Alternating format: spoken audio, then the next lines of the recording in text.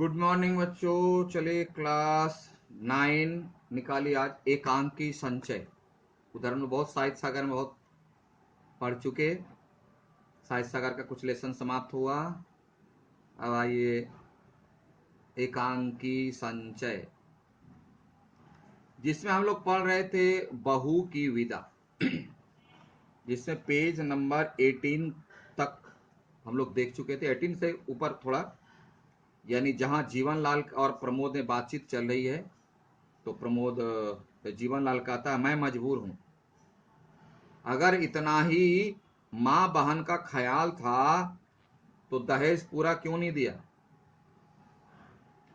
देखो, यह प्रश्न पिछले अभी जो रिवीजन हुआ उसमें आया, मैंने दिया था कि यह पारिवारिक कहानी है सामाजिक।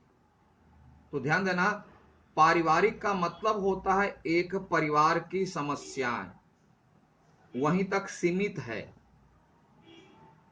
तो परिवार यानी जो समस्या एक सिंगल परिवार तक सीमित है, सोसाइटी तक नहीं। ये ऐसी समस्या जो पूरी सोसाइटी यानी समाज, यानी दहेज हो, बहू बेटी हो, ये पूरे समाज को रिलेट कर रहे हैं, इसलिए आना है सामाजिक।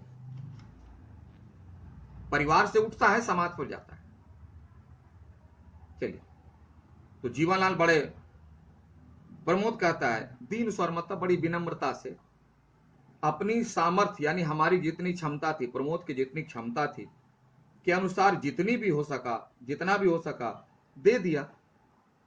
प्रमोद कहता है उसे जितना था, उसकी जितना उसे जितना सामर्थ्य उतना तो दे दिया, फिर भी अगर आपको कमी नजर आ रही हो तो बीच में जीवनलाल टोकता है कड़े से, गुस्से में आकर के, अगर तुम्हारी सामर्थ्य कम थी तो अपनी बराबरी का घर देखते, यानी तुम्हारे पास पैसा कम था तो कोई गरीब घर देखते ना। जीवनलाल कहता है कि वह कितना अमीर आदमी है, तुमको मालूम है। जीवनलाल कहता है कि वह कितना अमीर है, तुम यदि इतने ही गरीब थे, तुम्हारे पास पैसा ही नहीं था, तो कोई गरीब घराने में अपनी बहन की शादी करते, उसके जैसे अमीर घराने के बेटे से क्यों शादी की, क्यों झूठ बोला कि हम दे देंगे, ये करेंगे। प्रमोद हाथ जोड़ लेता है जी। गुस्से में जीवनलाल उठकर आवेश, मतलब गुस्सा में आकर टालता है। देना तो दूर, बारात की खातिर भी ठीक से नहीं की गई। बोला दहेज तो पूरा दिया नहीं, जो हम लोग बारात गए थे तुमको मालूम होना चाहिए कि जीवनलाल के साथ कितना सुपर भीवी भीवी भीवी IIP गया था भोज खाने के लिए, तुम लोग उसका जो इज्जत भी नहीं किया। मेरे नाम पर जो धब्बा लगा, यानी जीवनलाल के नाम जो बदनाम हो गया, मेरी शान को जो ठेस पहुंची, जितने बारात लोग थे बोले जीवनलाल इतना महान व्यक्ति, इतने दौलतमंद, उसके बेटे की बारात जा रहे हैं, अब तो हमें दूध से नहलाएगा। कुछ नहीं हुआ, सब मेरा मजाक उड़ा रहा था। मेरी बिरादरी में जो हंसी हुई, जीवनलाल का जो मजाक उड़ाया गया, उस करारी चोट का घाव, यानी उससे जो कष्ट हुआ, उसका घाव यानी उसका दर्द, बार बार वह याद आ जाती है बातें, और जीवनलाल को कष्ट होता है। वही कह रहा है आज भी हरा, मतलब बार बार याद आती है वह घटना, और वो उस घटना के याद आते ही जीवनलाल कहता है कि वह तिलमिला जाता है। जाओ कह देना अपनी मां से, जाओ अपनी मां से कह दो कि अगर बेटी की विदा कराना चाहती है तो पहले उस घाव के लिए मरहम भेजे, नोट। जाओ, तुम्हारी बेटी हम विदा नहीं करेंगे। मां को कह दो अगर बेटी को विदा कराना तो पहले पैसा ला, पैसा जो बाकी रखा है। प्रमोद कहता है जी। प्रमोद क्या कहेगा, बेचारा लाचार है, बेबस है। बोले ठीक, अभी पर विदा कर दीजिए, आप इस समय तो विदा कर दें, हम गौने में आपकी हर मांग पूरी करने की चेष्टा करें, है ना। गौना कहते हैं द्विरागमन, जब बहू दूसरी बार मायके से ससुराल जाती है तो उसकी विदाई को कहते हैं गौना। द्विरागमन यानी दोबारा आगमन बहू का, उसको शॉर्ट में गांव में बोलते हैं गौना। बोला उस समय जब आएंगे तो उस समय पूरा कर देंगे, अभी पर जाने दीजिए। जीवनलाल बोलता है प्रमोद को कि क्या तुम बेवकूफ समझते हो, प्रमोद, मैंने दुनिया देखी है, ये बाल धूप में सफेद नहीं हुए। जीवनलाल का चूल थोड़ा सफेद हो गया है। अपनी बुजुर्गियत का एहसास कराता है प्रमोद को, बोलता है, प्रमोद, मैं दुनिया वालों को अच्छी तरह जानता हूं, तुमको भी जानता हूं कि तुम यहां से अपनी बहन को ले जाओगे और फिर मुझे पैसा नहीं दोगे। मैं जानता हूं तुमको भी। और तुम कल के छोकरे मुझे बेवकूफ बनाना चाहते हो। तुम कल का छोकरा, यानी जिसको कोई अनुभव नहीं है, जीवनलाल को चला बेवकूफ बनाने के लिए। चला, नहीं जाएगी तुम्हारी बहन। प्रमोद बेचारा चुपचाप रह जाता है। वो कहता है, ये क्या कर रहे हैं, अभी बार जाने तो दीजिए। मैंने कहा कि दुरागमन में जब मेरी बहन आएगी मैं आपको सारा पैसा दे दूंगा। जीवनलाल कह रहा है, बोला, सुनो, मैंने जो कहा ना तो ना, ठीक कह रहा हूं, मेरा फैसला आखिरी है, मतलब फाइनल डिसीजन है। विदा तभी होगी जब 5,000 नगद इस हाथ पर रख दोगे। हाथ फैला के कहता है, जैसे भिखारी कहता है, मां, इस हाथ पर रख दोगे, जब तक पैसा नहीं आएगा तुम्हारी बहन विदा नहीं होगी। यह फाइनल डिसीजन है, जाओ। प्रमोद तब थोड़ा सा विचलित हो जाता है, बेचैन हो जाता है, थोड़ा सा गुस्सा भी आ जाता है उसको। बोलता, यह तो सरासर अन्याय, सरासर मतलब बिल्कुल अन्याय है। पैसे के चलते आप मेरी बहन को रोक लेंगे, यह कोई अच्छी बात नहीं है। शिकायत आपको हमसे, बोला, मैंने आपसे वादा किया है, मैं आपको पैसा नहीं दे पाऊंगा। आप मुझे जो सजा देनी है दीजिए। मेरी बहन को एक साथ ऐसा बिहेव क्यों करते हैं? उस भोली भाली लड़की ने आपका क्या बिगाड़ा है जो विदा ना करके आप उससे बदला ले रहे हैं? बोला, विदा नहीं करके आप मुझसे बदला नहीं ले रहे हो, आप तो उस लड़की से बदला ले रहे हैं, उसको कष्ट में डाल रहे हैं। अगर आपको लगता है कि मैंने गलती की तो उसकी सजा मुझे दीजिए, लेकिन मेरे बहन के साथ ऐसा मत कीजिए। ऐसे बोलता, अगर रमेश बाबू होते, यानी अगर उनका बहनोई होता, कमला के हस्बैंड होते, तो शायद ऐसा नहीं होता। इसी बात पर जीवनलाल को और चिढ़ लग जाती है, गुस्सा हो जाता है। कहता है, मैं रमेश मेरा बेटा है, जीवनलाल का बेटा, तुम्हारे जैसा नालायक नहीं है। प्रमोद को कह रहा है, क्या कर लेगा वह? पिताजी का की आज्ञा की अवहेलना रमेश नहीं कर सकता है। तुम्हारे जैसा आवारा नहीं है, तुम्हारे जैसा गुंडा नहीं है, तुम्हारे जैसा निर्लज्ज नहीं ऐसी बातें करता है। वही कह, तो वह क्या कर लेता? मेरे सामने मुंह खोलने की हिम्मत नहीं है। बोला, मैं जो कुछ भी करूंगा मेरे सामने मेरा बेटा नहीं बोल सकता है। वह इतना सुंदर बेटा है मेरा, वह मेरा बेटा है। तुम्हारी तरह बड़ों के मुंह लगने की बदतमीजी करने वाला कोई आवारा छोकरा नहीं है। बोला, तुम जैसे आवारा गुंडे की तरह बात कर रहे हो बड़ों से। मैं कह रहा हूं नहीं भेजूंगा, नहीं भेजूंगा, फिर भी बात बनाए जा रहे हो। तुम्हारे जैसा आवारा छोकरा नहीं है।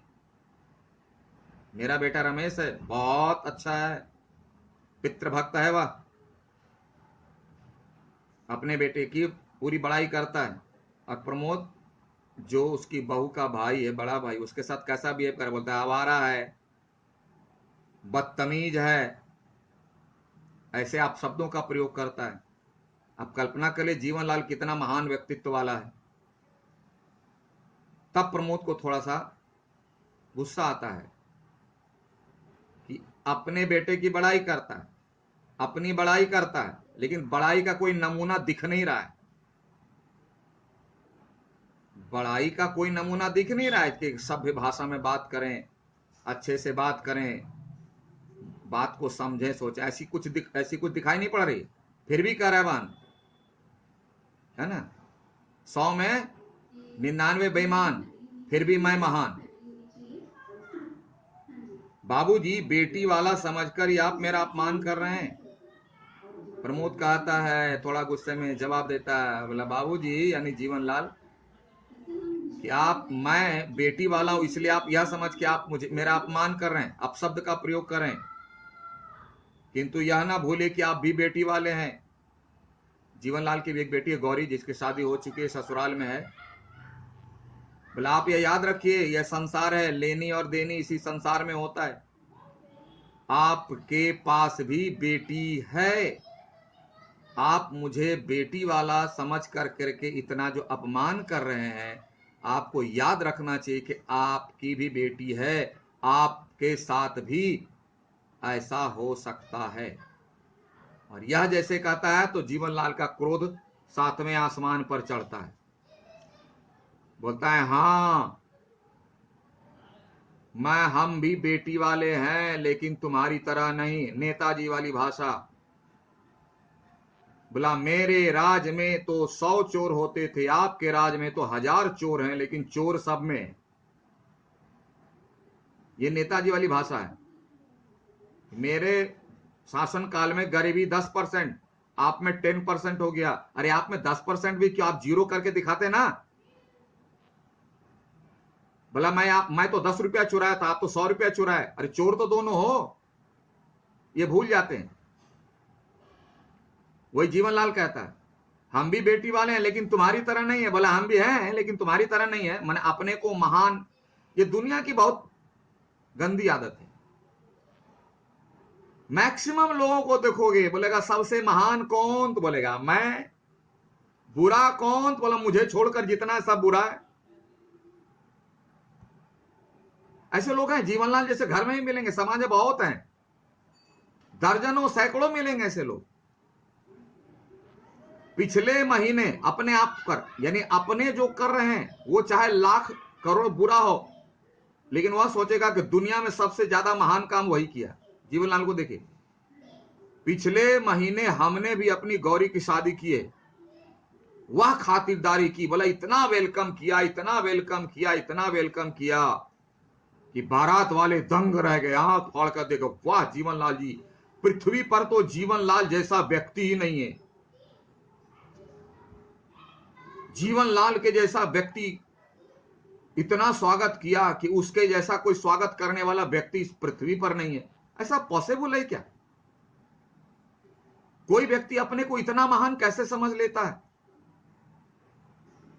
वही कह रहा है, इतना दहेज दिया कि देखने वालों ने दांतों तले उंगली दबा ली।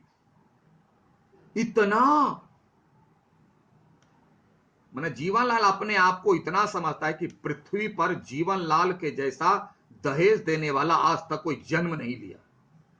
इतना घमंड, इतना अहंकार अपने धन का। अपने मुंह मियां मिट्ठू बने जा रहे हैं, किसी का भी अहंकार बचा नहीं है। दर्द मिश्रित आवेश, मतलब दर्द भी हो रहा है और गुस्सा भी हो रहा है। तुम मेरी बराबरी करते हो, बोले तुम मेरी बराबरी करते हो। जीवन कहां जीवनलाल, आकाश से भी ऊंचा महान व्यक्ति, और कहां प्रमोद गली का छोकरा जिसके पास 5000 रुपया नहीं है। बोले अपना पानी भी खून नजर आता है, और दूसरे का खून तो हमेशा पानी ही नजर आता है। कौन किया, तो मैं किया। अच्छे का क्रेडिट सब अपने सिर पर छीन करके ले लेता है, अब बुरे का क्रेडिट दूसरों को दे देता है। बोला अच्छा कौन किया, मैं। ये बुरा कैसे हो गया? बोला वो नहीं करने दिया ना, नहीं तो मेरे हाथ से तो गलती पॉसिबल ही नहीं है।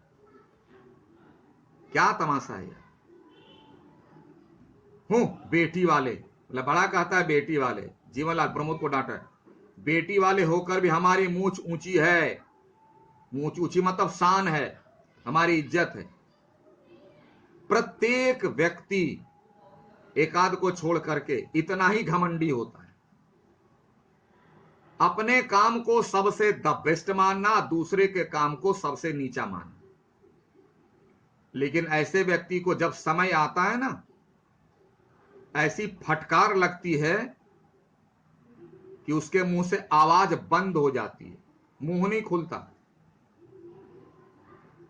जीवनलाल के साथ भी ऐसा होता है। आगे पढ़े होगे तो पता होगा, नहीं तो हम लोग पढ़ेंगे तो पता चलेगा। प्रमोद क्या बोलेगा, चुपचाप है। बोला जी। जीवनलाल का था अभी और भी घमंड का रील चल रहा है।